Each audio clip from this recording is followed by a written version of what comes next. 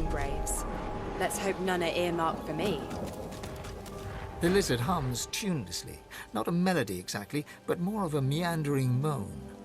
10 spans under, humans slept. 10 spans up, the dwarves were kept. Lizards burned in lasting flame. Elven trees towards skies did aim. She looks to your left with one eye and to your right with the other. Stone garden, keeping watch, tending graves. She flinches as you move closer. No, no touching. Her humming fades. The eerie silence lasts for several seconds. Riker might get mad. He doesn't like it when someone touches his things.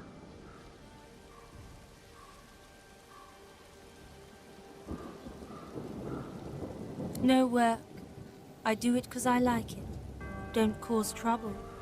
Just dig and pluck weeds and shoo the ravens. She shivers and whispers. He's a powerful sorcerer. Lives here in the garden.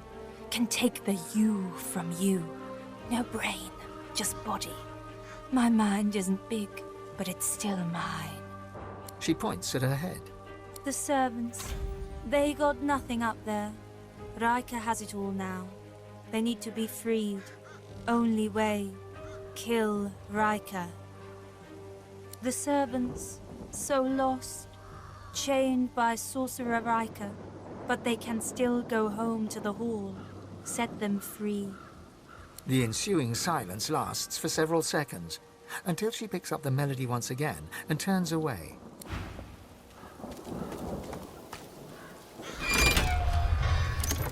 Nice statue, as statues go. Guarding the dead. An honor or a burden? Or perhaps both? A little too magisterial for my liking. Nice statue, as statues go.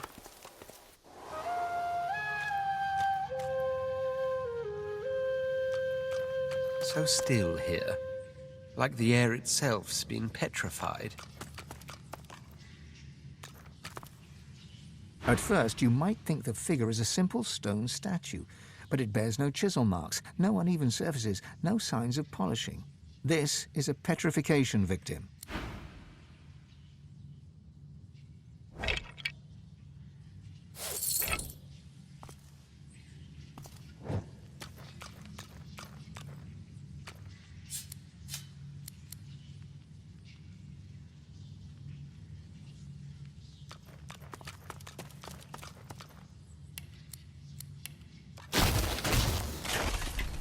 Nothing but bone dust. Even the petrified aren't immune to the ravages of time, it seems.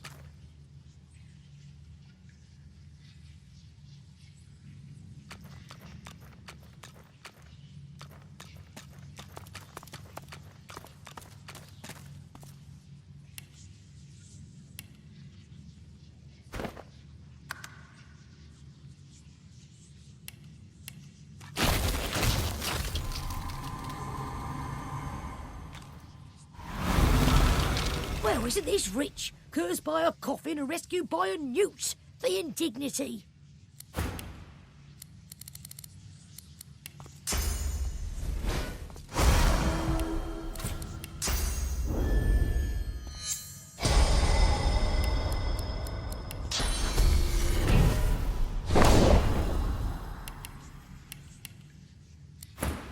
She huffs in annoyance and rolls her eyes.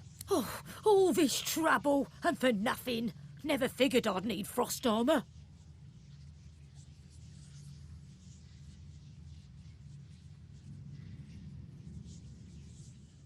You want me to spoil the story before you see how it ends? I'd never be so rude.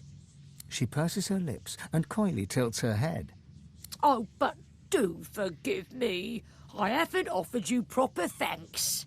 She bows in insincere reverence. Her arm rests on her back, hand mere inches from her staff. She rises from her bow. The deep blue veins on her face pulse violently. Oh, honey, anathema's out there, and I'm not keen on competition if you get my drift. A jolt of cursed fire flares from her staff. Especially me.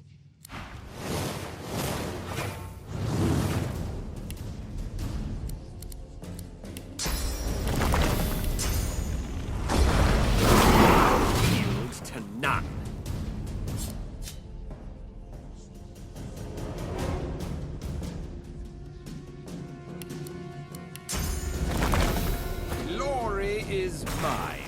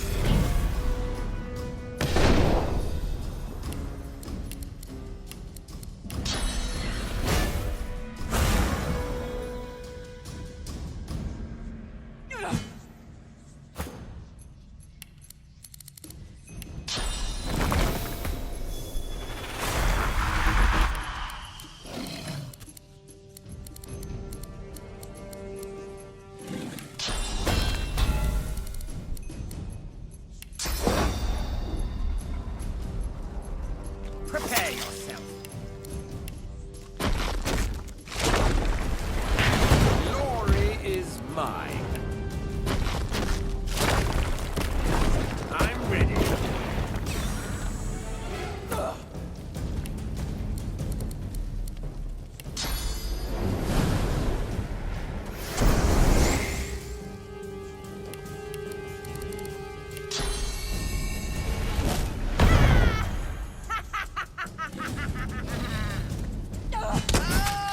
Did she say anathema?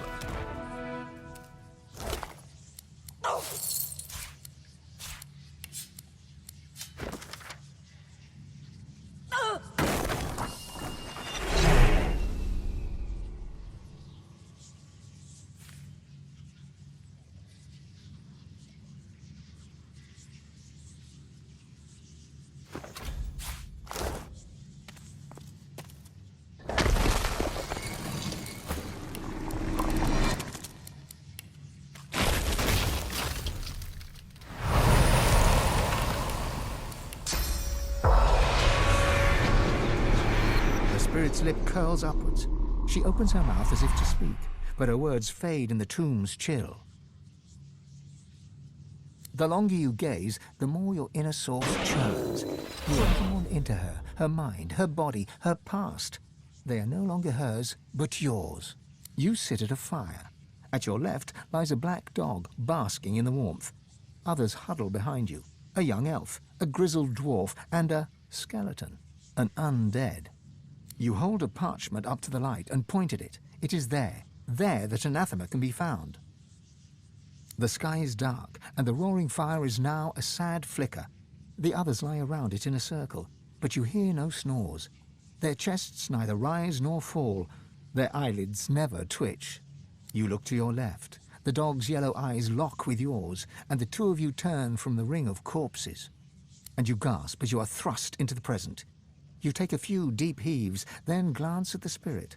Her mouth continues to gabble, but you're grateful that only silence reaches your ears.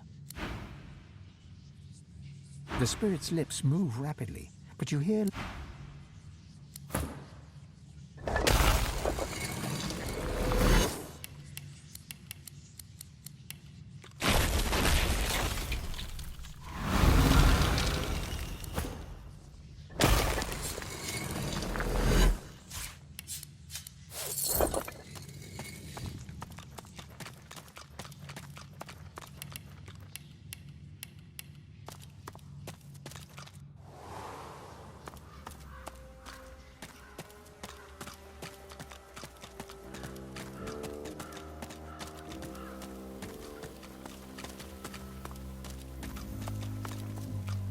Come on, mistress. Hear me. Heed me. You've always had a glint in your eye for old Zimski. Don't abandon me now. Zimski mutters to himself as he traces sigils in the dirt. He spies you, and a shrewd look brightens his eyes. He stretches out a hand, showing you a solitary coin on his palm. Heads or tails? He flips the coin high in the air. It twinkles beneath the moonlight as it spins down, and he claps it to his forearm. its tails. Lucky. Enjoy it while you can. All my life I served Lady Luck and see how it ends? In the dirt. Just the same as everybody else. Turning from you, he crouches back to the dirt. He resumes tracing esoteric sigils, his fingertips swirling through the graveyard clay. Her signs, the caller. Oh, Lady Luck always came when I called. For 30 years we roamed Riverlon together. She was my faithful mistress, from card game to wager to grift. She was the life of me. Yet she wants no dead man. Now I cannot influence even a coin toss. But you breathe. I'll wager you've more use for my gifts than I do. Here, tell me what you truly value.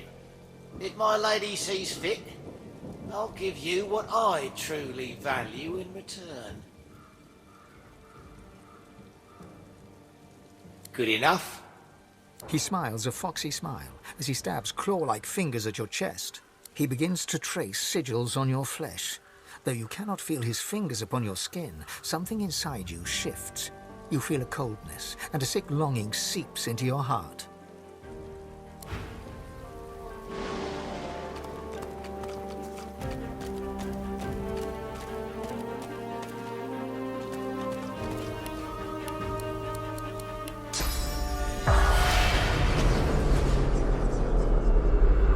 Sinner I, and who is not? The sinner lies that they sin not. A sinner lies. And yet the boneyard's full of sinners who got their prayers, while I did not.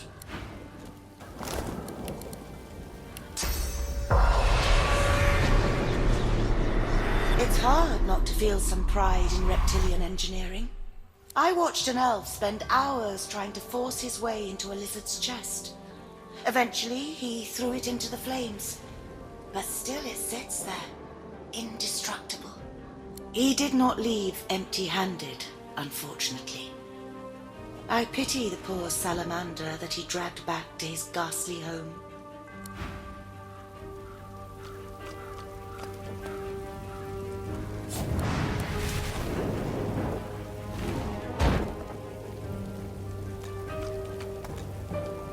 The chest before you is wreathed in flame, but doesn't seem to be actually burning. The flames dance above the ancient pictograms depicting lizards and the ancient empire. You lean in to examine the images further, but are driven back by the intense heat of the flames. The chest before you is covered in old ancient empire pictograms. You consider trying to find some lockpicks in your bag, but looking at the chest, you don't see any keyhole. You hear a deep rumbling from inside the chest, and a voice emerges. It hisses and clicks at you in the old tongue, your people's ancient language. This chest recognizes Consul Zara as master. Speak her words or return me to the flames.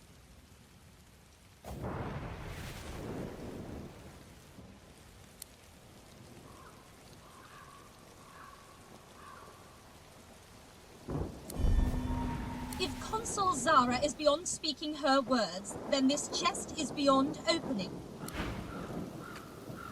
To see an elf burning the body of kin, it turns one's stomach. This chest recognizes...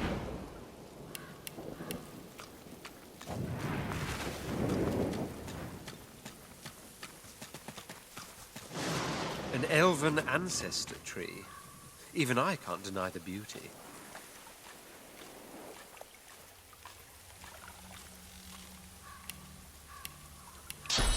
Come down, Godbroken! Come, decay! An undead elf steps from... He is in pain. Welcome, Godwoken, to your grave. I promise you decay. You cannot defeat me, Godwoken. He does not allow it. Rise, my decaying army. Rise.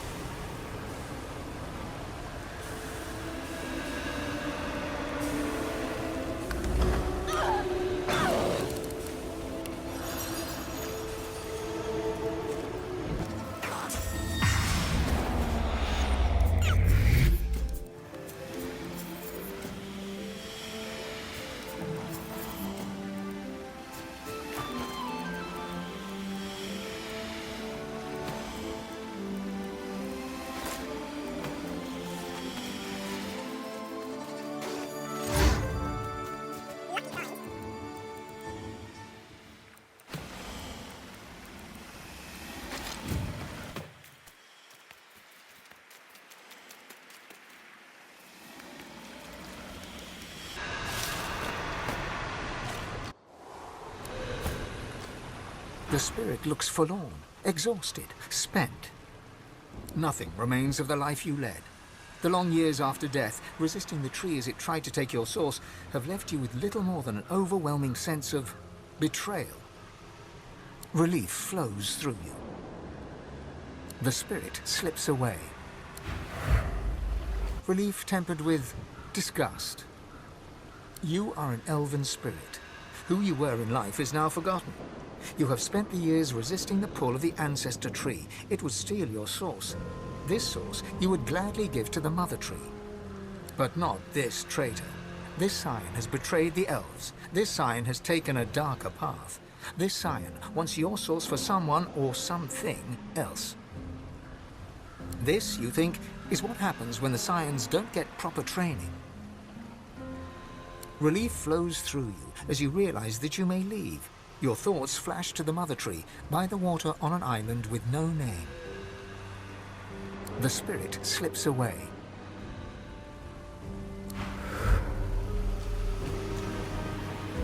The spirit looks angry. You have been a spirit for a very long time indeed. This afterlife has been spent resisting the pull of the ancestor tree that wants your source. You've always hated the scion of the tree for seeking your destruction. Once he served the hated mother tree. You hate her too, but now the scion has taken a darker path. But he still wants your source.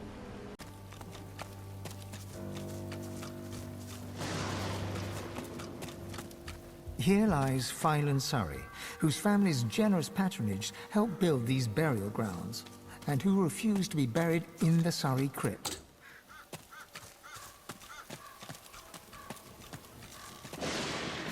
Here lies Galen Heavendale, a lost soul, executed in his prime, aged 19. A cremation pyre. From fire to ash, from ember to flame. A melee took place here, with House of Shadows assassins from the looks of it. I dread a dream undone.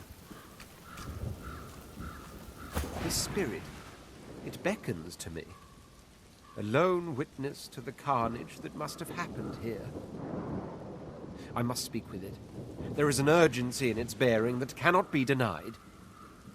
The Red Prince addresses the lizard spirit. He turns out to be a dreamer, long dead, who speaks archaically and sings in a truly ancient tongue. Rav Mudon, Anan Eket, Vetu Duran. Like a lullaby, the melody lulls them both to sleep until, with a start, the Red Prince wakes once more. My word. Even I, not in my wildest, most demon-lusting dreams, could have guessed a destiny such as this. A tale too preposterous to be believed, and yet so ultimately, so undeniably true once told. The race of lizards, all of us, we were dragons once. Great red dragons. Somehow, eons ago, we withered. We shrank, our wings shriveled. Never more to be the majestic creatures we once were. Until now.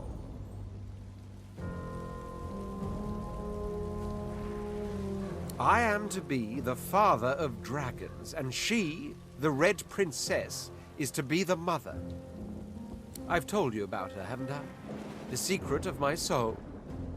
All my life I thought she was but a dream within a dream, but she is real. She is here. And I must go to her. To think she awaits me even now, no more than a walk away. Come, we must move north at once. It is a union years in the making. Of course I'm eager. But it is her safety that concerns me as well. We mustn't forget the House of Shadows continues to hunt us. The dreamer I met only managed to elude them by escaping bodily into the dream realm, never to return. Sacrifices are being made in our names, mine and hers, so that we may sire dragons. I intend to prove worthy of these sacrifices. The Red Prince turns to thank the spirit for its aid. The old soul concludes its melody, and with it, its stay upon this world.